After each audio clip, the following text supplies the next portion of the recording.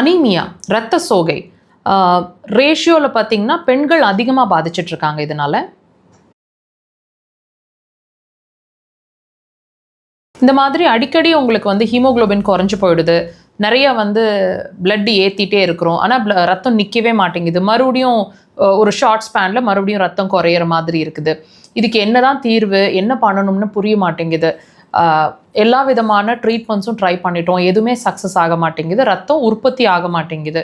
இந்த மாதிரி நீங்கள் சஃபர் ஆகிட்ருக்கீங்கன்னா இந்த பதிவு கண்டிப்பாக உங்களுக்கு ஒரு தெளிவை கொடுக்கும். நீங்கள் ஏன் சஃபர் ஆகிட்ருக்கீங்க, என்ன செய்ய தவறிட்டீங்க, என்ன செய்யணும் அப்படிங்கிறதுக்கு ஒரு கிளாரிட்டி கிடைக்கும். முழுசாக இந்த பதிவை பாருங்கள். அதாவது நாங்கள் ஒவ்வொரு பதிவுலையும் சொல்லிட்டு இருக்கக்கூடிய உங்களுக்கு ஒரு புரிதலை ஏற்படுத்திட்டு இருக்கக்கூடிய விஷயம் அப்படின்றது, உங்கள் உடம்பு உங்களுக்கு சொல்லிட்டு இருக்கிற விஷயம் அப்படிங்கிறது வியாதி இல்லை. வியாதின்ற ஒரு விஷயம் வியாதி உள்ள இருக்கு அப்படிங்கிறதுக்கான ஒரு வெளிப்பாடு, ஒரு சிம்டம் அப்படிங்கிறது தான் நீங்கள் சஃபர் ஆகிட்டு இருக்கக்கூடிய விஷயம்.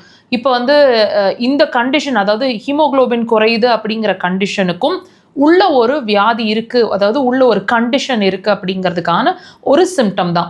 நல்லா வாட்ச் பண்ணுங்கள். இந்த மாதிரி ஒரு ஹீமோகுளோபின் குறையிறதுக்கு முன்னாடி வரைக்கும் நம்மளோட ஹீமோகுளோபினை ப்ரொடியூஸ் பண்ணுறதுக்குன்னு சில வேலைகள் நம்ம உடம்புல நடந்துட்டுருக்கோம் இல்லைங்களா, அதுக்குன்னு சில ஆர்கன்ஸ் ரெஸ்பான்சிபிளாக இருந்திருக்கும்.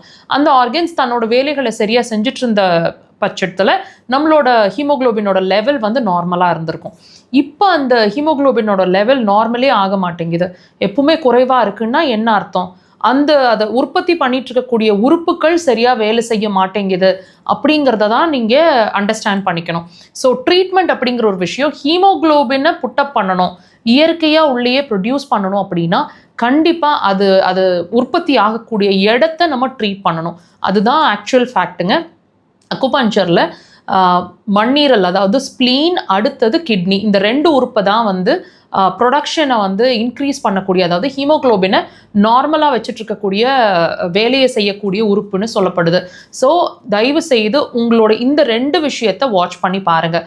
இப்போ இது சம்மந்தமான சிம்டம்ஸ் என்னென்ன இருக்குன்னு கேட்டிங்கன்னா, உதடு வறட்சி, தண்ணி தாகம் அதிகம், இனிப்பு அதிகமாக பிடிக்கிற மாதிரி இருக்கிறது, மசில்ஸ் அதிகமாக இருக்கிற இடங்கள்லாம் வலி இருக்கிற மாதிரி இருக்கிறது, மனசுக்குள்ளே இனம் புரியாத ஒரு பயம், ரொம்ப டயர்ட், எப்பவுமே சோர்வாக இருக்கிற மாதிரி இருக்கிறது, இந்த மாதிரி விஷயங்கள் அதிகமாக இருக்கும். முடி நிறையா கொட்டும், இன்னும் பல விஷயங்கள் நீங்கள் வாட்ச் பண்ணலாம்.